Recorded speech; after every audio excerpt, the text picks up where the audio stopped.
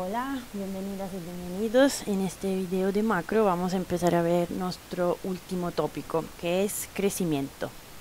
Cuando se habla de crecimiento nos estamos ocupando de lo que es el muy largo plazo, entonces más que décadas vamos a ver que el crecimiento, por cómo lo consideramos, entendemos, es algo que existe, decimos, a partir de la segunda revolución industrial, dentro de todo un tiempo relativamente chico, o sea, ahora estamos hablando del básicamente siglo XIX, ok, a partir del siglo XIX. Y después vamos a ver la excepcionalidad de lo último, decimos, 50 años, o sea, post Segunda Guerra Mundial. Vamos en términos de organización, vamos a ver primero lo que es el modelo de Solow, esto lo vamos a ver pronto en dos videos max, creo, y lo que debería entrar en el control, número 2. Mientras después nos vamos a ocupar de lo que es el modelo de Ramsey-Cass-Koopmans, porque además me sirve para hacer el link con una generación de modelos macro que se usan para evaluar los impactos y pensar a políticas para el cambio climático. Entonces esto creo que es un tópico totalmente necesario y urgente. Hay una generación de modelos que se usa, o sea, no hay la sola, okay, pero uno de los más conocidos que se usa son modelos que integran básicamente economía a nivel macro, es muy agregado, con lo que es básicamente los resultados de la ciencia en términos de cambio climático, ciclo del carbón. Ahora, con mucha hipótesis que vamos a tener que ver cómo, ok, entonces esta es la primera manera, estos modelos son los primeros que intentan hacer una evaluación total y sirven porque hay que poner un precio, por ejemplo, al costo social del carbono, ok, y cómo lo evaluamos. Entonces esto, repito, es un tópico muy hot, muy importante. Sin embargo, ya yo aquí le hago un spoiler y espero que vamos a tener el tiempo de entrar más en los detalles. Tenemos el problema de ir a ver cómo se evalúan los riesgos y los daños, o sea, los daños, punto primero, y medioambientales, el riesgo, y todo esto no es tan simple, y sobre todo hay mucha incertidumbre, y sobre todo los investigadores científicos, o sea, los economistas no están de acuerdo, ¿verdad? Cómo se evalúan, cuál es el discount factor, o sea, el factor de descuento a utilizar para considerar la utilidad de las generaciones futuras, o sea, son temas importantes, un poco complicado, pero importante. Entonces, ya aquí, primero spoiler, espero que vamos a tener el tiempo de llegar a decir cómo se calculan en estos tipos de modelos lo que son la trayectoria óptima, ok, de emisiones. Ya se ve, ¿no? O sea, el problema es que aquí nos muestra, o sea, esto es sacado de las presentaciones de Nordhaus, que el economista que desde los años 70 que se ocupa de este tipo de cuestiones, y ganó el premio Nobel en el 2018, ok, hizo una lecture y estas son sus slides, ok, estoy usando sus slides, donde vamos a llegar si continuamos con el business as usual. La cuestión es un poco extraña, que por lo cual está criticado, es que según la trayectoria óptima, donde óptima vamos a tener que definirlo, pero entonces tomando en consideración los costos del cambio climático, bueno, según el output de este modelo deberíamos llegar a más 4 grados en 2130. Esto es incompatible con lo que nos dicen los científicos de la ONU, ¿verdad? ¿Cómo se llaman? El IPCC, del Intergovernmental Panel on Climate Change, ok, entonces por supuesto que vamos a tener que comprender que está dentro la óptimo. Aquí hay, por ejemplo, utilizando otra definición de damage, o sea, alternative damage, con una cuestión diferente modelización. Igual estamos a nivel de decir que vamos a llegar a 3 grados más. Esto sería lo que debería obtener si se respecta la versión más flu del Acuerdo de París, ok, un aumento inferior a los 2 grados. Ya, pero ¿Por qué le estoy mostrando esto? Porque la idea es que, para motivarlo, a estudiar el modelo de Solow, que es la base para el modelo de Ramsey, que es la base básicamente para poder leer las ecuaciones de un modelo tipo este y entonces poder ir a decir, ok, ¿qué le está poniendo dentro en este modelo? Y como les decía, las consecuencias son de la vida de todos los días, porque uno de estos modelos, por ejemplo, nos sirve para ir a calcular lo que es el costo social del carbón. Y, o sea, por ejemplo, aquí le muestra lo que serían los precios per tonelada de CO2 emitida utilizando dólares del 2018, ¿ok? Y, por ejemplo, él llega a un precio de 36 dólares, que igual se consigue con alternativa 91. Igual, otro economista están hablando de precios que deberían estar alrededor del 5 o 6 veces tanto. O sea, entonces le quiero decir, hay mucha incertidumbre, pero la idea es, tenemos que darle un precio ahora para decirle, esto sirve para calcular, para decir, queremos una carbon tax y de cuánto. En Chile, saben, hay una carbon tax que dice que tiene un costo para la generadora eléctrica que usan energía no renovable, ¿verdad? La térmica, y el costo hoy en día son 5 dólares, ¿ok? Entonces, sí, hay una carbon tax, tiene que aumentar en el tiempo. Hoy en día, claramente podemos considerar que es un valor bastante bajo, ¿ok? Pero bajo, ¿de dónde sale? Esta es mi idea. La idea que llegamos a estudiar un poquito estos temas. En todo caso, primero que nada, tenemos que considerar, como les decía, que definir de qué estamos hablando, ¿ok? Cuando se habla de crecimiento, ustedes tienen que saber que se hable directamente de crecimiento de quién, de la variable GDP, o sea, de nuestra variable PIB, en términos per cápita, por supuesto, para que tenga sentido comparar entre países con todos los problemas que el PIB tiene, ¿ok? Pero para darle una idea, estos son datos de Madison, que es un histórico, un histórico, ¿sí se dice? Economic historian. No existía el concepto de crecimiento hasta básicamente el GDP per cápita, hasta, como les decía, el siglo XIX, o sea, después del 1800, cuando empezamos a hablar de revolución industrial, ¿ok? Entonces, este es un fenómeno, si consideramos, relativamente recién, ¿ok? Relativamente nuevo, y completamente concentrado en la últimos, sobre todo en la última 100 los últimos 100 años. Aquí, justo para darle una idea, todos sabemos, ¿verdad?, de quién empieza la revolución industrial. UK, después entran en juego en la economía mundial Estados Unidos, entonces al principio Europa, después Estados Unidos, y China llega básicamente después de su revolución cultural, diría de los años 70, ¿ok? Aunque aquí, por ejemplo, se ve el GDP per person, pero normalizado a 100 lo de Estados Unidos, ¿ok? Entonces, justo para hacer un poco un resumen de cosas que ustedes saben del colegio, imagino. Entonces, aquí se ve más aún que los cambios llegan después de en China, perdón, estamos estando aquí en China, después del cambio de ruta en los años 80 y el despegue de los últimos 20 años.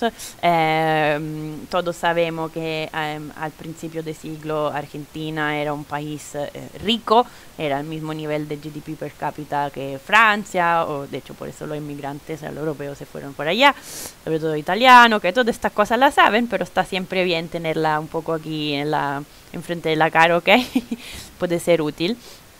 Y el último que le tengo es siempre GDP per person, ¿ok?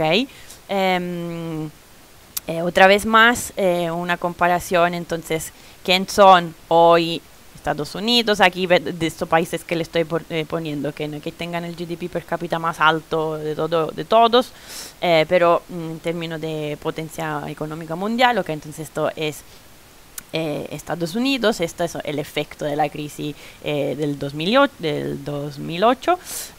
Lo que en este gráfico yo lo quería mostrar son los ¿cómo se dice? Performance de tres países en particular.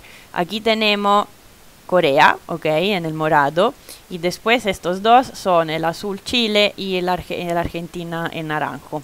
Ok, así aquí, la historia que vemos aquí es, aparte, hablamos del post Segunda Guerra Mundial, ok. Entonces, Argentina, como les decía, a partir de los años, o sea, del inicio del siglo XX, un país relativamente rico, ok. Entonces, Segunda Guerra Mundial, se ve la diferencia entre Argentina en GDP per person, Chile y Corea. O sea, Corea bien abajo, ¿ok? ¿Qué pasa? Pasa que a un cierto momento Corea, como los países del sudeste asiático, empieza un despegue, ¿ok?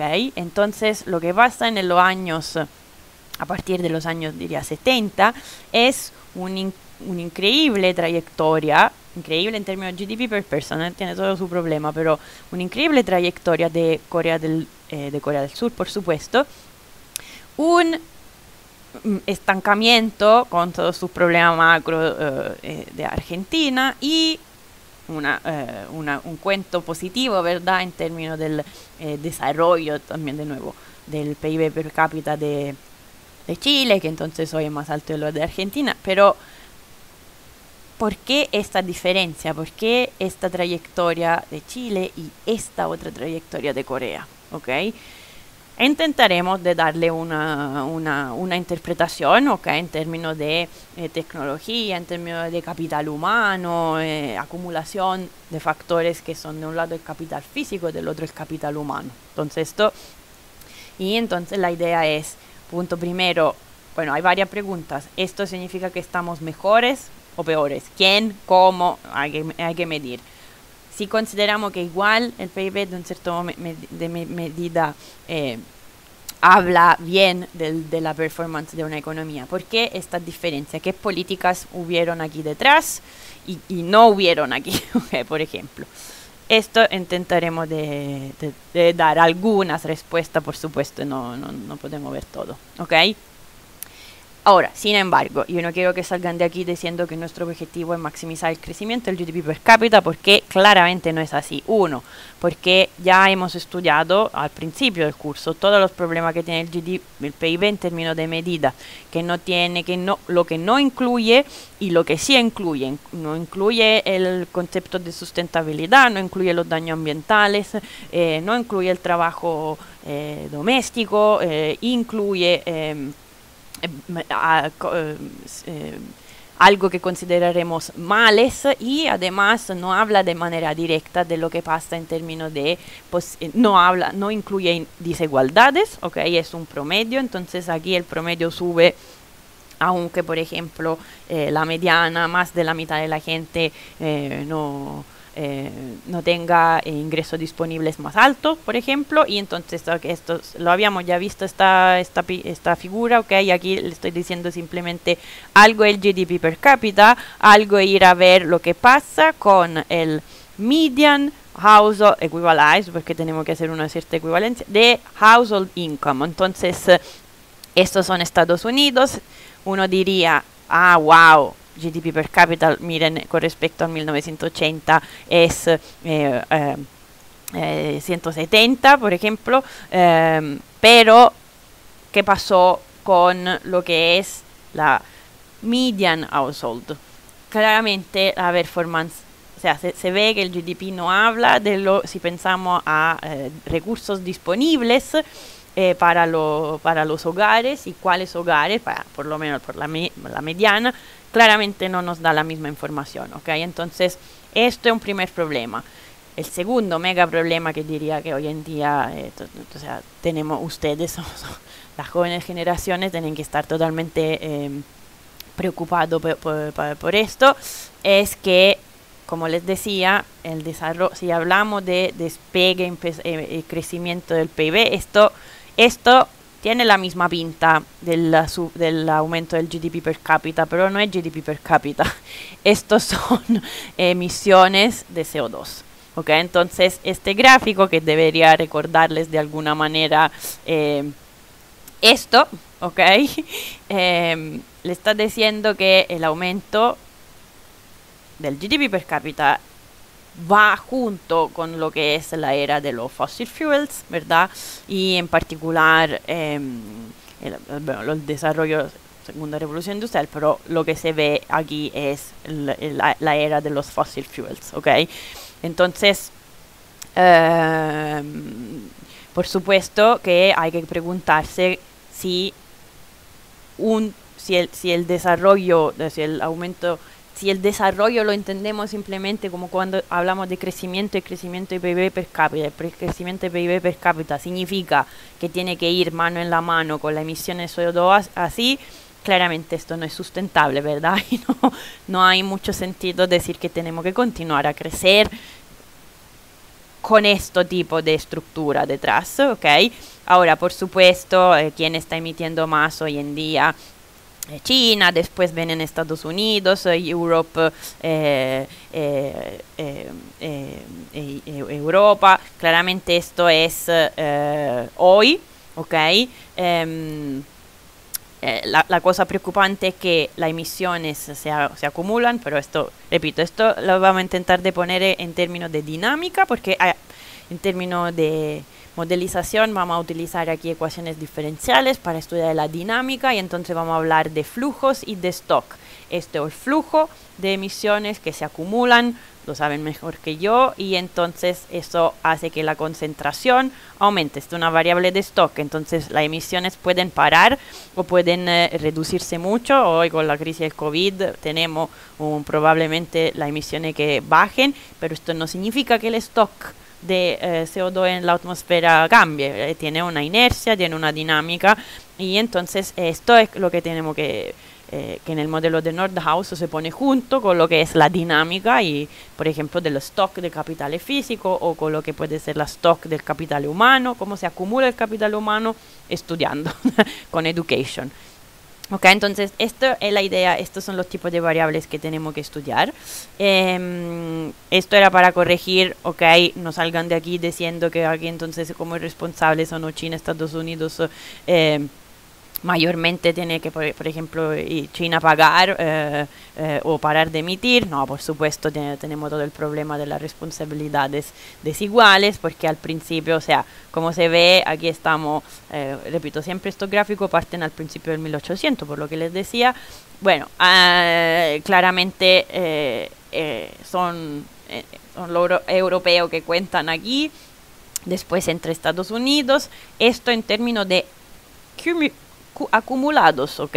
Entonces, esto es porque es verdad que al principio lo único que emitían eran los era Europa, ¿ok? Lo que se ve aquí, pero en términos del tamaño del tipo del total de la emisión eran relativamente mucho menores de lo que es hoy, ¿ok? Entonces esto igual más fair hablar de share in emisiones acumuladas según, por ejemplo, países, ¿ok? Distinción. Entonces, no es para sacar el europeo del juego, para nada, al revés, es para decir que hay responsabilidades acumuladas. ¿Ok? Tienen de todo esto la referencia, si quieren se lo van a buscar, se lo van a ver.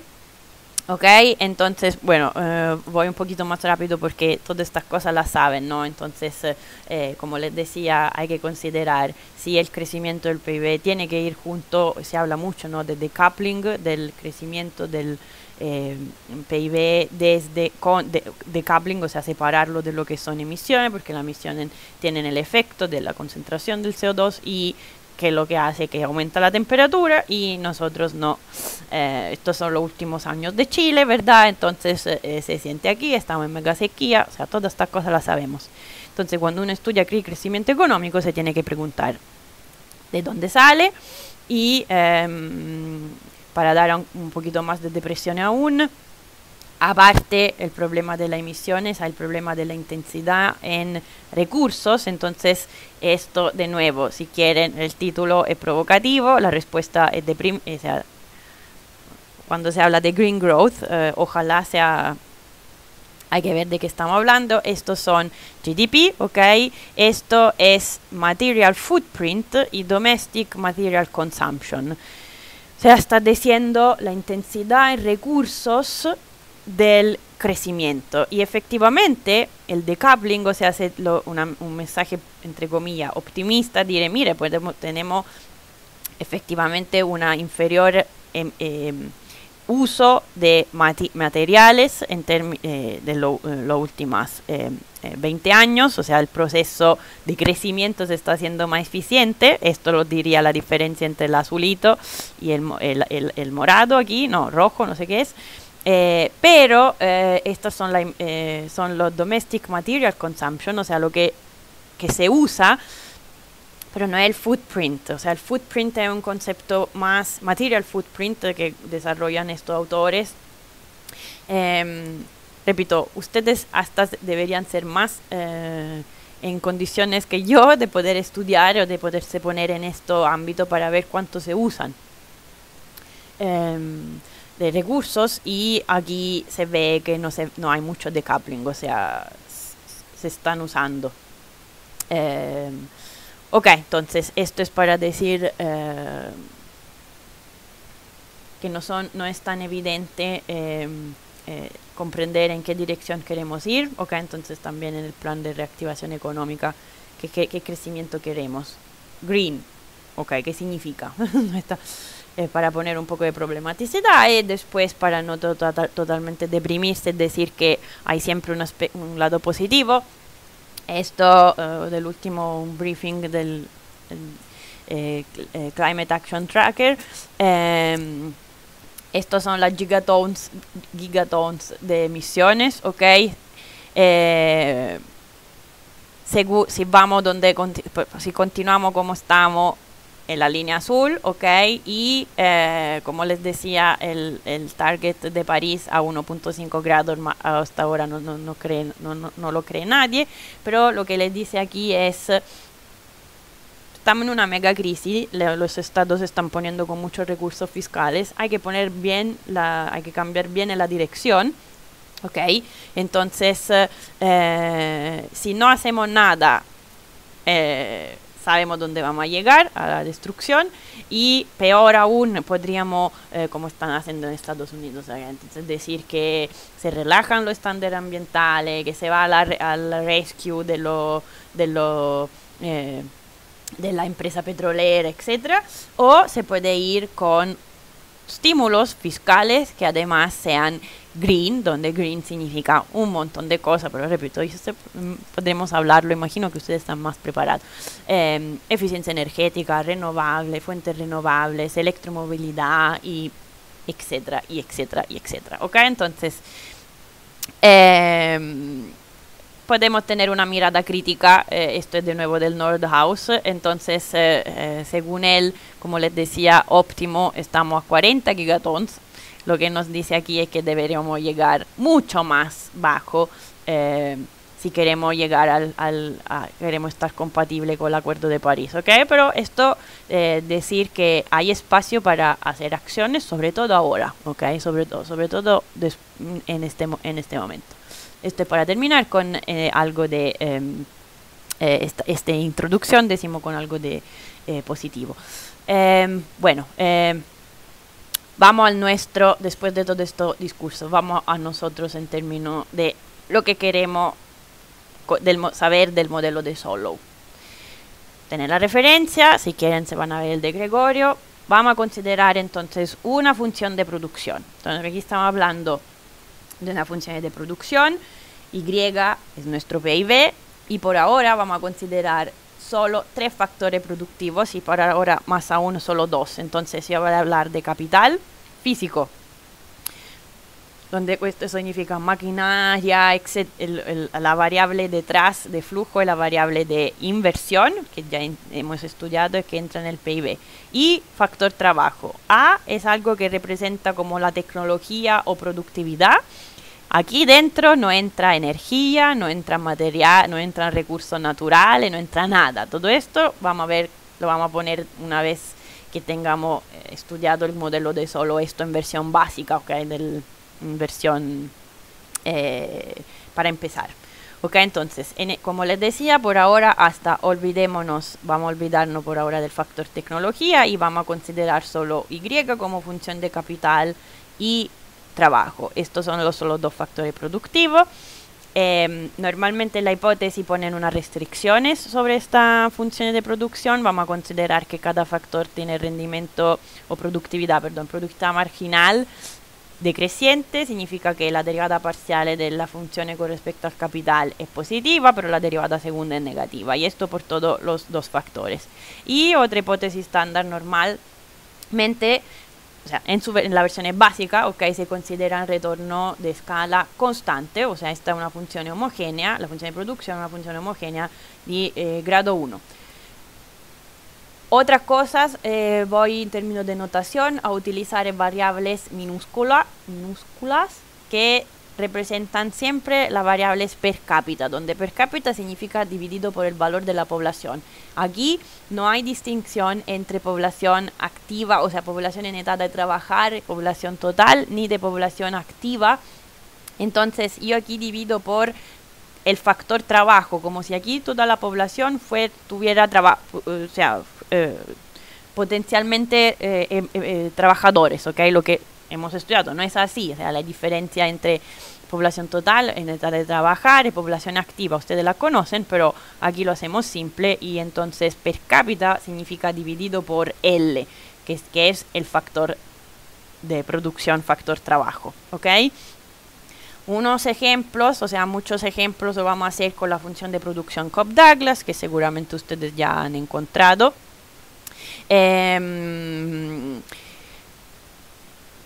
¿Por qué se usa la función? ¿Por qué se usa mucho esta función de producción Cobb-Douglas? Porque tiene una, ¿cómo se dice? Implica que los factor shares, que ahora ustedes conocen, o sea, el capital share y el labor share, son constantes. O sea, si yo uso esta forma funcional y voy a calcular cuánto valen el labor share y el capital share, ahora vamos a ver qué salen, o sea, para que sea explícito, que ahí son constantes. Ahora, por supuesto, perdón, antes de ir a esto, por supuesto que hago un check que se respeten todas las propiedades que les decía, la productividad marginal decreciente y retorno de escala constante, y más que escribir esta función como capital y trabajo, lo voy a escribir todo en términos per cápita, entonces TK minúsculo capital dividido trabajo, capital per cápita, ¿ok? Entonces, ¿qué significa esta cosa de los factor shares?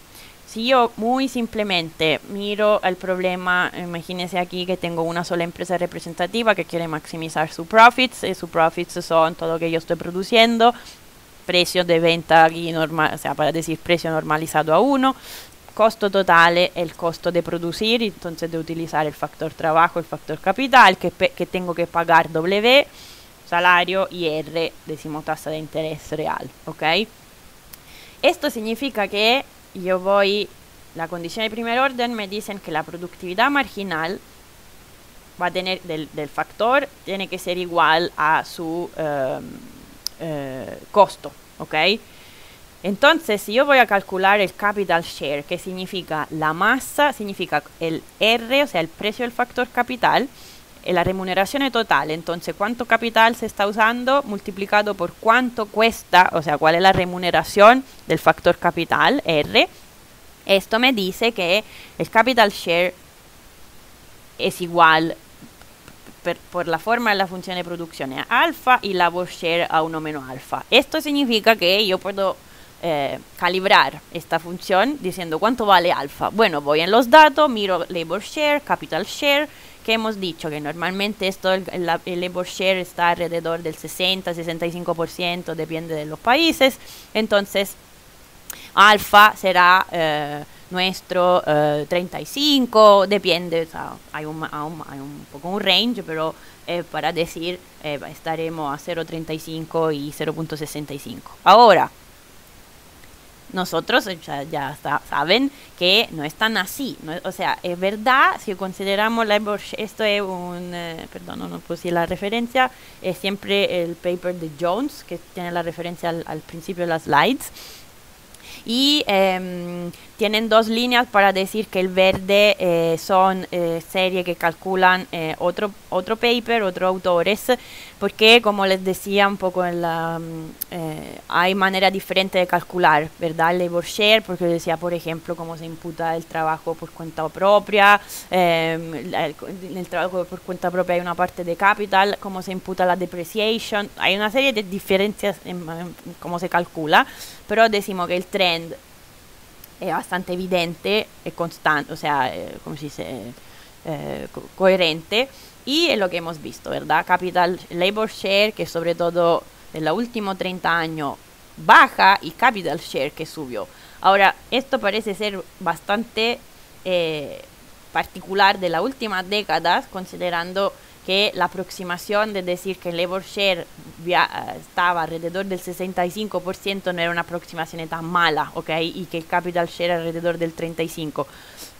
Pero hay que comprender qué está pasando esto último a partir de los años 90, ¿verdad? Entonces toda la interpretación y las cosas que han visto en el artículo del The Economist, etc. Bueno, entonces esto es para explicar por qué se usa mucho la Cobb-Douglas. Ok.